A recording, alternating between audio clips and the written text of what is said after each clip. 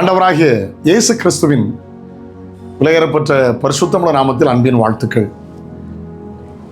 இந்த காலையில் உங்களை சந்திப்பதில் மகிழ்ச்சி அடைகிறேன். இந்த நாள் உங்களுக்கு ஆசீர்வாதமாய் மாறுவதாக. தாழ்மைப்பட்டு என்னும் கர்த்தரிடத்திலிருந்து ஆசீர்வாதங்களை பெற்றுக்கொள்கிற நல்ல நாட்களாய் மாறட்டும். கர்த்தர்படி உங்களை ஆசீர்வதிப்பார். ஹல்லேலூயா. தாழ்மைக்கும் கர்த்தருக்கு பயப்படுகிற பயத்துக்கு வரும் பலன் ஐஸ்வர்யமும் கனமும் மகிமையாம். நல்ல படிப்பு வந்ததுனால, திடீரென்று பணம் வந்ததுனால பெருமை வந்துடக்கூடாது. சமுதாயத்தில் ஒரே மாதிரி இருங்க, குடும்பத்தில் ஒரே மாதிரி இருங்க, நண்பரில் ஒரே மாதிரி இருங்க, திருச்சபையில் ஒரே மாதிரி இருங்க. பெருமைக்கு இடம் கொடுக்குறாதுங்க. பெருமை இல்லாத வாழ்க்கை அதுதான் அருமை. அவர்களுக்கு தான் கர்த்தர் தருவார் மறுமை. பெருமை உனக்கு கொண்டு வரும் சிறுமை, முடிவிலே உனக்கில்லை மறுமை. ஹல்லேலூயா. தமிழில் பேசுவாங்க, மேய்க்கியது எருமை, அதில் வேற பெருமைன்னு. இயேசு ரட்சிக்காவிட்டால், இயேசு அபிஷேகிக்காவிட்டால், இயேசு சுகம் தராவிட்டால், இயேசு வாழ வைக்காவிட்டால் எனக்கெல்லாம் வந்துருமா? தாழ்மையா இருங்க. ஹல்லேலூயா. தாழ்மையை வெளிக்காட்டுங்க. பெருமை வேண்டாம். ஒரே ஒரு விஷயத்தில் கர்த்தர் எதிர்த்து நிற்கிறார். பெருமை உள்ளவர்களுக்கு தேவன் எதிர்த்து நிற்கிறார். அண்ணல் காந்தியடிகள் அவர்கள் அவர் வாழ்நாட்களில் ஒரு முறை ரயிலில் பயணமாகி கொண்டிருந்தார். 2ஆம் வகுப்பு பயணம். ஜனங்கள் பேசி சிரித்து கொண்டிருந்தார்கள். அவர் ஒரு துணியை போடு மறைத்தபடி அமைதியாக இருந்தார். திடீர்னு ஒரு சகோதரி பார்த்து, ஐயா, நீங்கள் அண்ணல் காந்தியடிகள் அவர் தானே, நீங்கள் ஏன் நாங்கள் பயணிக்கிற இந்த இடத்துல வந்தீங்க? ஃபர்ஸ்ட் கிளாஸ் போயிருக்க வேண்டியதுன்னு. அவர் சிரிச்சுக்கிட்டே சொன்னார், 3ஆம் வகுப்பு ஒன்று இல்லை, இருந்தால் நான் அதில் பயணித்திருப்பேன். எளிமையாய் வாழவே நான் விரும்புகிறேன் என்று பதிலளித்தார். பெருமை வேண்டாம், கொஞ்சம் தாழ்மையா இருங்க.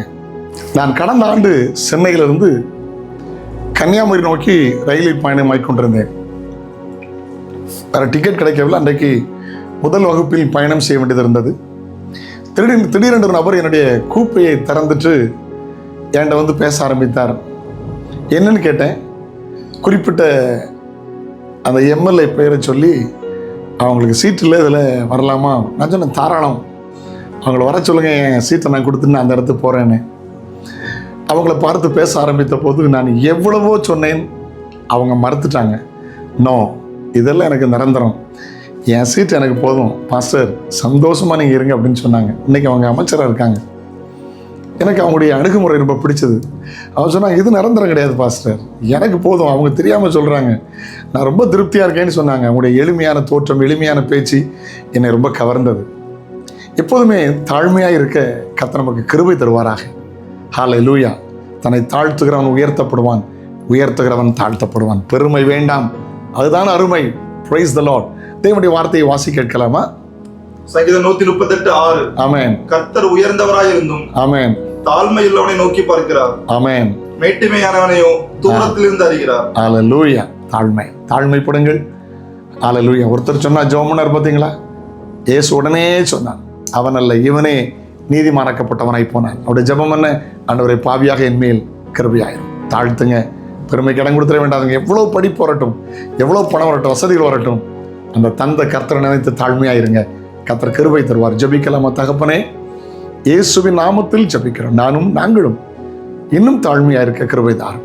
நன்மை கிருபை தொடரட்டும். இயேசுவின் நாமத்தில் ஜெபங்களும் பிதாவே. ஆமென். ஆமென். God bless you. Have a nice day.